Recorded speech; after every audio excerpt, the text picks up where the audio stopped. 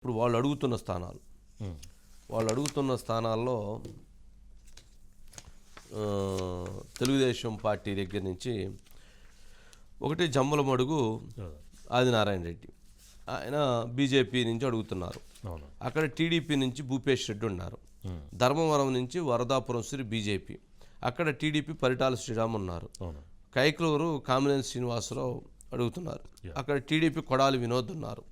విశాఖ ఉత్తరం విష్ణుకుమార్ రాజు, అక్కడ sitting MLA Ganta Srinivasarao ఉన్నారు, కానీ ఆయన భీములో చీపురుపల్లిలో ఏదో ఒకటి ఫైనల్ అవుతూ ఉంది. పాడేరు ఉమామేశ్వరరావు ఉన్నాడు, టీడీపీ గిడ్డేశ్వరే ఉంది. శ్రీకాళహస్తి కోలానంద్ ఉన్నాడు, టీడీపీ బొజ్జల సుధీర్ ఉన్నారు. ఇక్కడ ఈ 6 నియోజకవర్గాల్లో ఇప్పుడు వీళ్ళు తీసుకున్న 6 ప్లస్ వాళ్ళు చెప్తున్నటువంటి విజయవాడ వెస్ట్ వాళ్ళు తీసేసుకున్నారని చెప్తున్నారు.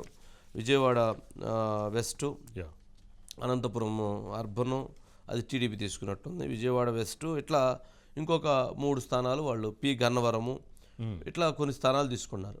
ఇప్పుడు ఈ 10 స్థానాల్లోనే డిపాజిట్ లేవు.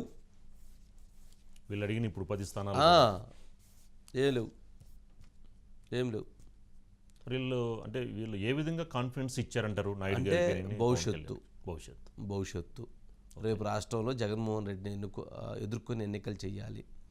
ఎటువంటి పరిస్థితులు వస్తాయో, ఎటువంటి సమీకరణాలు వస్తాయో తెలియదు. అందుకని దృష్టిలో పెట్టుకొని చంద్రబాబు నాయుడు గారు, పవన్ కళ్యాణ్ గారు మాట్లాడుకొని ఎప్పుడైనా టీడీపీ జనసేన కలిసిన తర్వాత గెలిచేసారు, అయిపోయింది ఎలక్షన్. ఏది వాళ్ళ ప్రకారంగా ఎన్నికల్లో మళ్ళీ ప్రజలు ఓట్లు వేస్తేనే గెలవాలి. వైఎస్ఆర్సీపీని ఓడించడం అనేటువంటిది అంత తేలికైనటువంటి విషయం కాదు. వైఎస్ఆర్సీపీ ఇప్పటికీ గ్రౌండ్లో రూరల్లో కొంత స్ట్రాంగ్గానే ఉంది. వాళ్ళకు ఉన్నటువంటి యాంటీ ఓట్ బ్యాంక్ని, ప్రభుత్వం మీద ఉన్న వ్యతిరేక ఓటుని చీలకుండా ఈ పార్టీలు వేయించుకోగలిగితే వీళ్ళకి ప్లస్ అవుతుంది. ఈ పొత్తులో భాగంగా ఓటు ట్రాన్స్ఫర్ జరగాలి. టీడీపీ జనసేన మధ్య పూర్తిగా ఓటు ట్రాన్స్ఫర్ జరిగితేనే అది వాళ్ళకి మంచిది.